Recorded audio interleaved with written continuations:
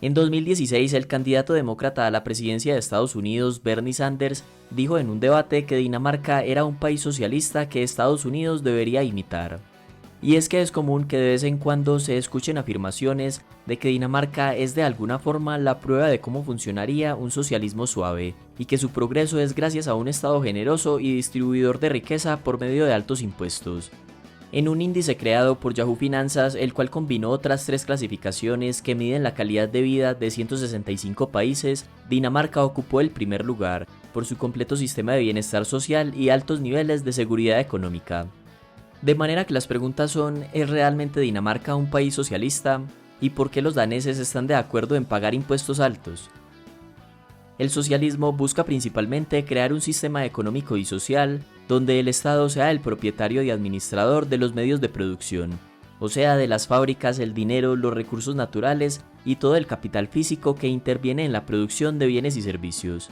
En otras palabras, el socialismo busca la fortaleza del Estado y el debilitamiento o la desaparición de la propiedad privada. Sin embargo, contrario a lo que caracteriza a una economía socialista donde las expropiaciones son comunes, en Dinamarca la protección de los derechos a la propiedad privada es muy alta. De hecho, según el Instituto Fraser, en su índice de libertad económica de 2020, Dinamarca ocupó el quinto lugar. Este índice tiene en cuenta 5 indicadores: el tamaño del gobierno, el sistema legal y los derechos de propiedad, la inflación, la libertad para comerciar internacionalmente y las regulaciones gubernamentales.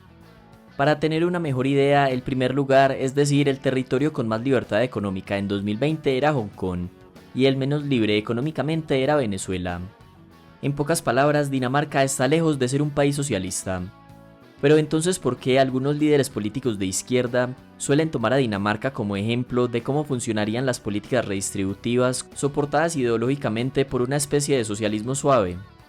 Porque toman el resultado final del proceso de desarrollo económico del país, es decir, suelen mostrar el nivel de prosperidad actual ignorando las políticas que llevaron a ese nivel de riqueza y progreso.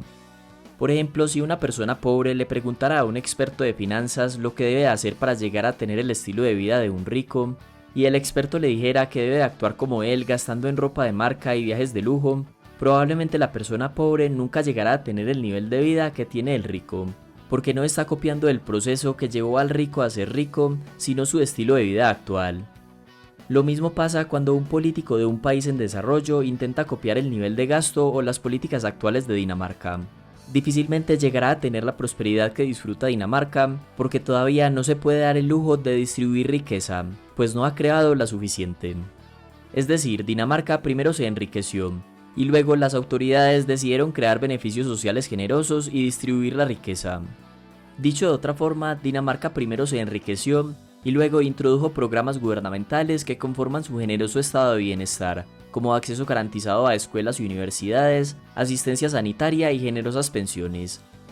Para ejemplificar lo anterior, tomemos una lista de 7 países desarrollados, incluyendo Dinamarca, Estados Unidos, Reino Unido, Suiza, Alemania, Suecia y Japón. Para el año 1950, Dinamarca ocupaba el tercer lugar, tomando como indicador de riqueza el PIB per cápita. Y teniendo como punto de referencia a Estados Unidos, el PIB per cápita de Dinamarca equivalía al 72% del de Estados Unidos. Y para el año 2018 seguía ocupando la tercera posición entre los mismos países, y su PIB per cápita equivalía al 83% del de Estados Unidos. Este ejercicio sirve para deducir que Dinamarca era casi tan rica en 1950 como en 2018 respecto a Estados Unidos. Es decir, Dinamarca se hizo relativamente rica muchos años antes de haber implementado las políticas redistributivas como los altos impuestos y los generosos subsidios.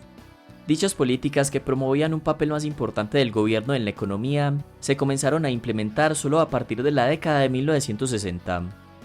Resulta que terminada la Segunda Guerra Mundial en 1945, el sentimiento político de Dinamarca cambió hacia la izquierda, y el Partido Comunista Danés gozaba de un amplio apoyo público.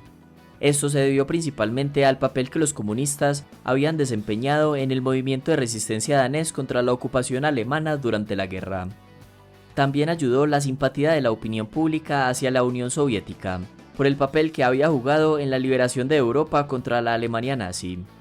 Este sentimiento hizo que el Partido Socialdemócrata en el poder se viera desplazado hacia la izquierda, y como resultado su política económica se volvió más socialista que nunca.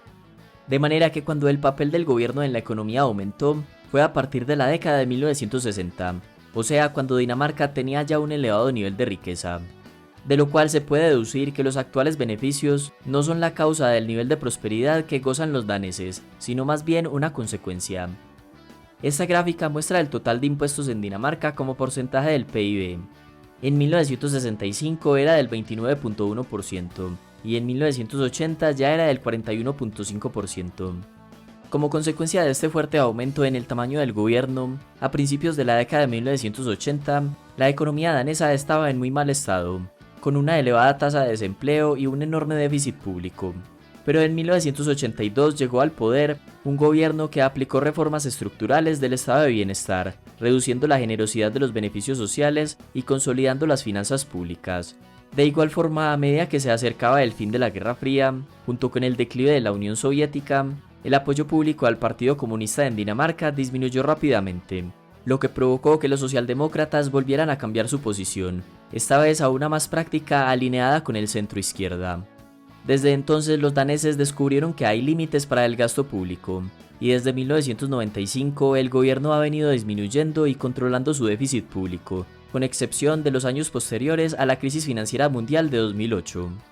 En 2022 el gobierno central tenía un superávit de 3.3% respecto a su PIB. Dinamarca es hoy en día uno de los países más ricos del mundo, con un PIB per cápita más alto que la mayoría de países europeos. E independientemente de su estatus socioeconómico, todos los daneses tienen acceso a educación y salud gratis. En realidad, gratis no es la palabra adecuada para describir estos servicios. Los daneses pagan algunos de los impuestos más altos del mundo, incluido un 25% de IVA sobre todos los bienes y servicios, y un tipo impositivo a la renta máximo del 56%. Aunque hay que tener en cuenta también que los aranceles que imponen a los productos extranjeros son mínimos, las empresas están poco reguladas y pagan un impuesto relativamente bajo del 22%. Sin embargo, los daneses siguen destinando buena parte de sus ingresos al pago de impuestos. Aún así, una encuesta del 2014 mostró que el 88% de los daneses estaban contentos de pagar sus impuestos, lo cual no deja de ser curioso. Sin embargo, hay varias razones que pueden explicar por qué los daneses están conformes pagando impuestos tan altos. En primer lugar, Dinamarca es un país pequeño. Para tener una idea, Uruguay es 4 veces más grande y tiene una población de 5.8 millones de habitantes, la cual es muy homogénea no solo socialmente sino también étnica y religiosamente, lo cual crea y facilita un sentimiento de afinidad y voluntad de contribuir al bien común por medio del pago de impuestos. Y en segundo lugar, porque según Transparencia Internacional, Dinamarca es el país menos corrupto del mundo, por lo que los daneses pueden sentir más confianza sobre el manejo que hace la administración pública de sus impuestos. Como la población es pequeña, cualquier acto de corrupción es conocido fácilmente por todos, y la reputación del corrupto se arruina fácilmente quedando excluido de la sociedad. Y como los casos de corrupción son poco frecuentes, cuando se presentan reciben toda la atención de los medios de comunicación. Además, las decisiones de los tribunales respecto a estos casos suelen ser fuertes. Así que por estas razones, la mayoría de los daneses están satisfechos pagando impuestos tan altos. En resumen, a pesar de que Dinamarca tenga algunos privilegios que desearían implementar algunos políticos de izquierda, este país está lejos de ser una economía socialista planificada. Más bien es una economía de mercado con unos beneficios sociales muy generosos. Hasta acá el video y muchas gracias por llegar al final.